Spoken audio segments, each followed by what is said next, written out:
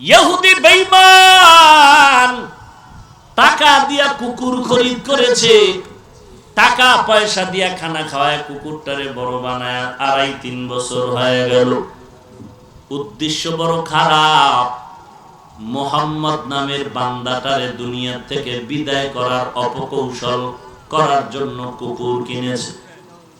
কুকুরটা যখন বড় হয়ে গেল, এখন একটা লোকের কামড় দিতে পারে, মেরে ফেলতে পারবে, এই পর্যায়ে যখন হয়ে গেল, ইহুদি খারাপ উদ্দেশ্য নিয়ে চলে গেল নবীজির দরবারে দাওয়াত দিতে।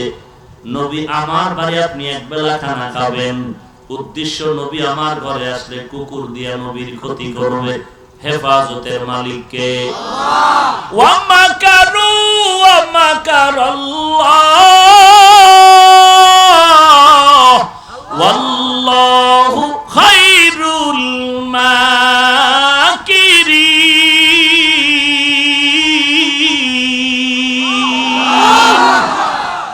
কালামে জিন্দা কুরআনে হাকিম, হিকমতে উলায়া জালাসতু কাদিম।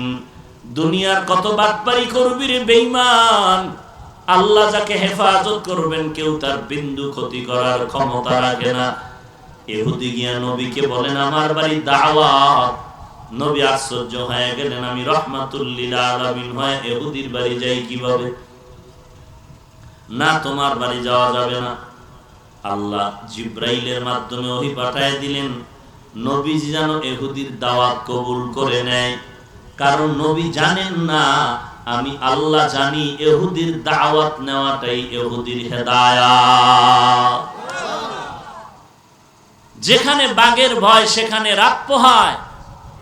নবী ইহুদিকে ডাইকা দাওয়াত নিয়ে নিলেন। দাওয়াত কবুল করার পর ইহুদি মনে মনে খুশি, মুহাম্মদের বিদায় করার কোন রাস্তা পাই না, আজ আমার রাস্তা খুলে গেল, আমার কুকুর দিয়ে আমি দুনিয়া থেকে বিদায় করে দিব। ইহুদি বেঈমান জানে না রাহমাতুল লিল আলামিন কেমন।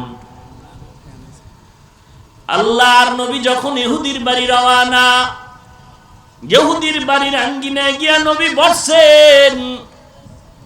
ইহুদি ঘরের মধ্যে গিয়া কুকুরটারে রেডি করে দিল, যাও ঘরের সামনে একটা ব্যক্তি আছে, তাকে কামড়ায় মেরে ফেলবা।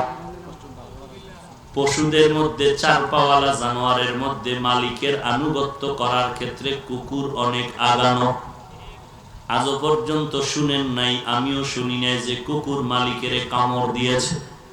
বরং বহু আগে একটা পত্রিকায় খবর পেয়েছিলাম, স্ত্রীকে কারেন্টে শর্ট করলো, তার কারেন্ট স্পট হলো, বিদ্যুৎ স্পট হওয়া মাত্র কুকুর দৌড়ায় গেল। স্বামীও ছিল, স্বামীও গিয়া যখন স্ত্রীর গায়ে হাত দিল, স্বামীও বিদ্যুৎ স্পট হয়ে গেল। কুকুর দেখা দৌড়াইয়া বিদ্যুতের তারটা দাঁত দিয়া কামড় দিয়া সরাইয়া কুকুর নিজে মারা গেল, মালিক দুজনকে বাঁচায়া গেল। মালিকের বাড়ি নতুন মেহমান আসছে, কুকুর ঘেউ ঘেউ করে আওয়াজ দেয়, মালিক বলে, সাবধান, আমার বাড়ির মেহমান। একবার বলার পর কুকুরের মাথাটা নত হয়ে যায়, আর কিচ্ছু বলে না। কুকুর মালিকের গোলামি করার জন্য বড় মজবুত। এই জন্যই তো দেখেন বিদেশ থেকে টাকা দিয়ে কুকুর কিনে আনে না।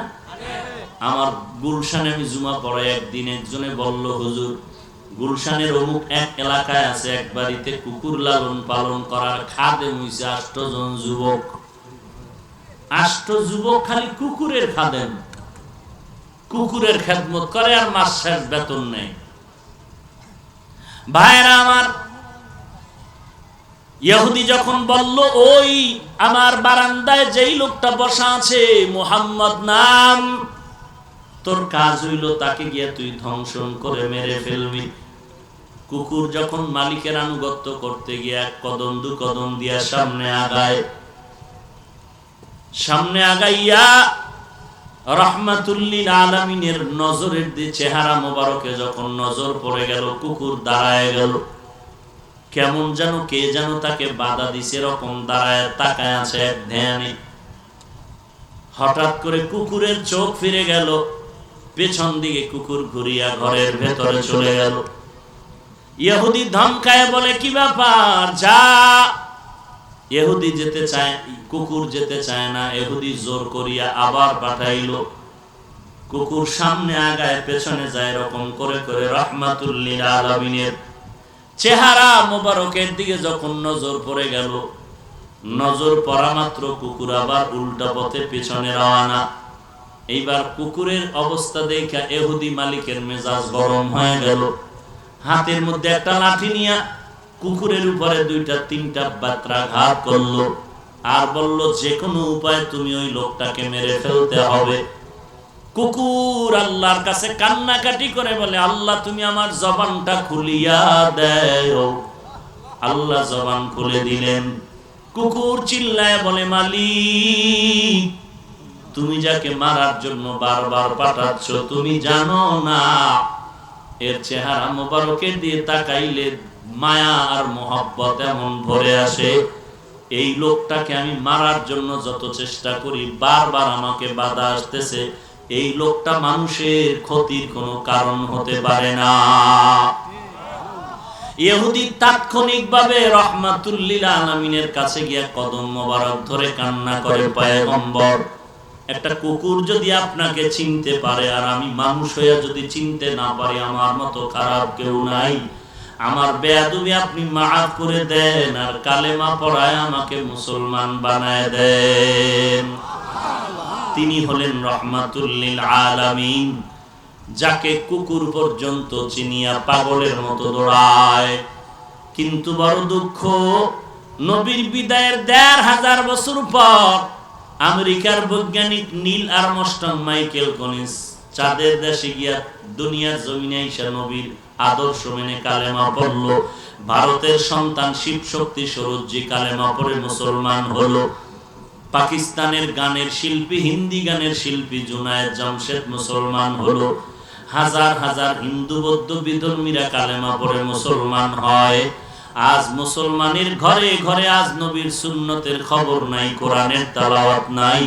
মুসলমানের চেহারা দিয়ে তাকাইলে বড় লজ্জা লাগে, সালাম দেওয়া কোনো পরিচয় পাওয়া যায় না। কেমন নবী আল্লাহ আমাদেরকে দান করলেন। নবীজি দুনিয়াতে আসার আগের থেকে সেই নবীর গুণগান, নবী আসার পরে গুণগান, নবীর বিদায়ের পরে গুণগান। দেখেন আজ প্রায় ১৫০০ বছরের উপরে, ১৫০ বছর না ১৫০০, ১৫০০ বছরের উপরে সময় চলে গেল, রসুল দুনিয়ার থেকে বিদায় নিলেন। আজকে আমি হাফিজুর রহমানের এত সম্মান, আপনাদের এই অজপাড়া গ্রাম এলাকায় প্রচন্ড গরম, এরপরে প্রতিকূল আবহাওয়া, বৃষ্টি বাদলের দিন, একটা টাকা আপনাদেরকে দেওয়া হবে না, খানা তো দূরের কথা, বরং পকেটের টাকা ব্যয় করে আসছেন, ফাঁকে দিয়া দানও করে গেলেন। বয়ানের পরে খানা টানা আছে নাকি? কোন উটের গোশতের তাবারক, দুম্বার গোশতের তাবারক কিচ্ছু নাই। এরপরও এই অজপাড়া গ্রাম এলাকায় বসার জায়গা নাই, দাঁড়ানোরও জায়গা নাই। এরা কি টাকার জন্য আসছেন? খানার জন্য আসছেন? একমাত্র আল্লাহ এবং রসুলের মহব্বত। কথা ঠিক?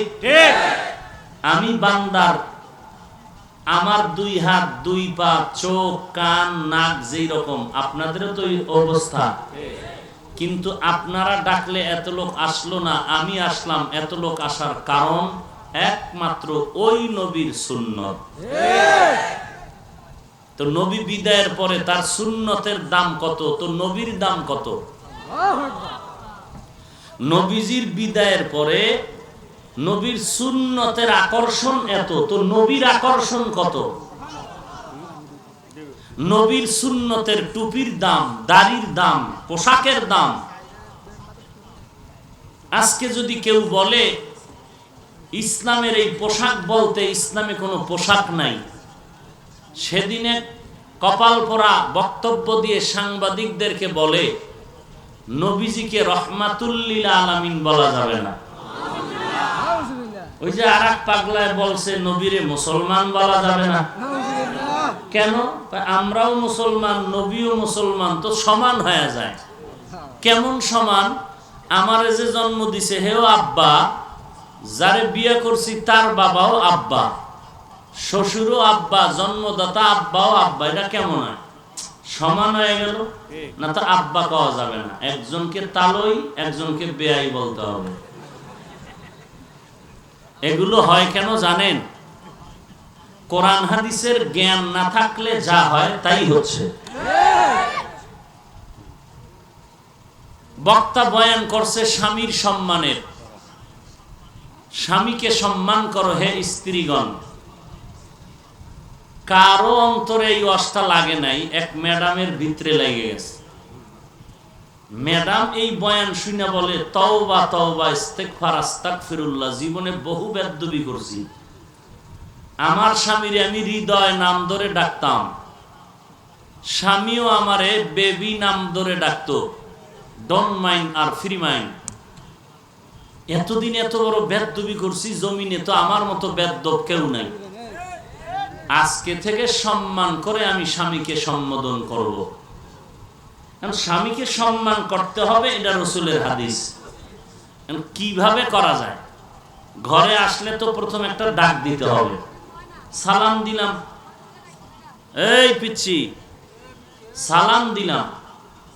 সালামের পরে আমি কি বলে সম্বোধন করলে সম্মান হবে? চিন্তা করতে করতে করতে করতে মাথা গরম হয়ে গেছে।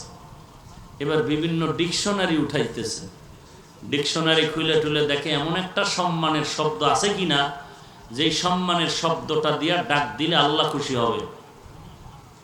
সারা দিন চিন্তা করে পায় না।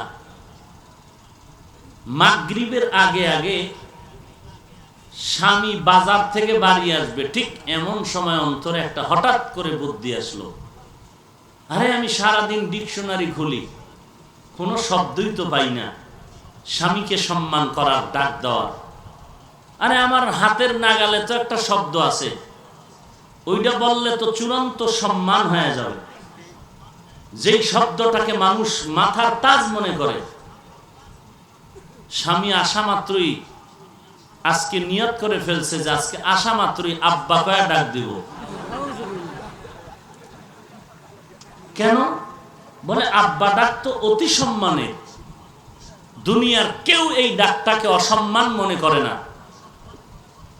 বলুন, এই বান্দির স্বামীকে আব্বা বলে ডাক দেওয়া সম্মান না অপমান?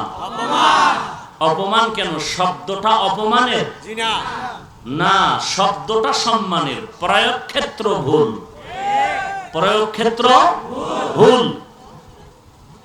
সম্মানের শব্দ আব্বা, কিন্তু কার বেলায় ব্যবহার করতে হবে এই বিষয়ে তার এলেম নাই। এই এলেম না থাকার কারণেই বলে নবীকে মুসলমান বললে ঈমান থাকে না। কি নাউজুবিল্লাহ? কি দালালি? জি না, জোরে বলেন নাউজুবিল্লাহ। এতক্ষণ কথার দ্বারা কি বুঝতেছেন? আমি মদিনার বিরোধী ব্যক্তি। আমি যদি টুপিদারি নামাজ পড়িয়া নবীর বিরোধী হই, তুমি সুদ খাইয়া সুন্নি, তাহলে বাটপার কে? তুমি সুদ ঘুষ খাইয়া নামাজ বাদ দিয়া নবীর সুন্নাত জবাই করে যদি সুন্নি হও, বাটপার কে? বাটপার হবে কে? একটু চিন্তা করো। আল্লাহ কুত্তা, ছাগল, ভেড়া, বকরিকে জ্ঞান দেননি ভাবার। আশরাফুল মাখলুকাত মানুষকে আল্লাহ ভাবার মতো জ্ঞান দিয়েছেন। একটু ভাবো যে আমাদের মুসলমানের আল্লাহ এক, নবী এক, কোরআন এক, কাবা এক, দুনিয়াতে আসার পদ্ধতিও কিন্তু এক। কি আপনাদের এই কোন থানা? তিতাস থানার মানুষ লঙ্গি পরে আসছিলেন না ল্যাংটা? পিসাবরা লঙ্গি পরে আসছে। হ্যাঁ, তাহলে আসার কাইফিয়াত পদ্ধতি কিন্তু সবার কি? কে ধনী, কে গরিব, কে ফকির, কে শিক্ষিত অশিক্ষিত, কোনো ভেদাভেদ ছিল? আচ্ছা, যাওয়ার বেলাও পুরুষের মরণকালে কাফন কয়টা? সবাই বলেন না কেন?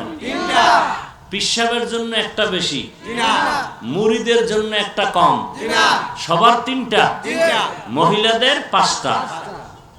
গরিবের জন্য একটা কম, প্রধানমন্ত্রীর জন্য দুইটা বেশি, না সমান? পিসাবের জন্য, মুরিদের জন্য, দুনিয়াতে আসাও সমান, যাওয়াও সমান। কালার হবে কি? না, কাফনের কালার হবে কি? না, ভাইবে চিন্তা বলেন। কারোটা সবুজ, কারোটা লাল, কারোটা কালো, কারোটা সাদা। কি সব সাদা? সব। আশ্চর্য তো। যারা এতদিন সবুজ সবুজ সবুজ করে মাথা গরম, আমার সাদা টুপি দেখলে সালাম দিলেও নেয় না, নিজেও দেয় না। সমস্যা কি? আমার টুপি কেন সাদা?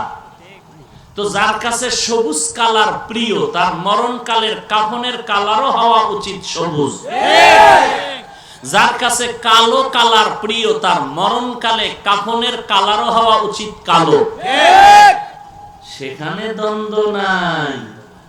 এখানে এত ভেজাল কেন?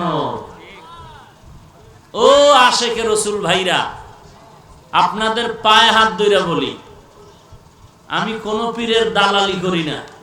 এতক্ষণ যে বয়ান করলাম, বলেন বলেছি অমুক পীরের মুরিদ হও। আরে তুমি নবীর সুন্নাত মানো না, তুমি মুরিদ হইলেও কি না হইলেও কি? তুমি নবীর সুন্নাত মানো না, তুমি সুন্নি দাবি করলেও কি না করলেও কি? রাগ করতেছেন? বৃদ্ধ বাবাজিরা কি রাগ করতেছেন? মরণকালের কাফনের কালার কি? হজ করতে যায় হাজি সাহেবদের কাপড় কি? এখনো কিলাকিলি নাই। মাঝখানে অল্প টাইমের জন্য এত হিংসা কেন বাবা?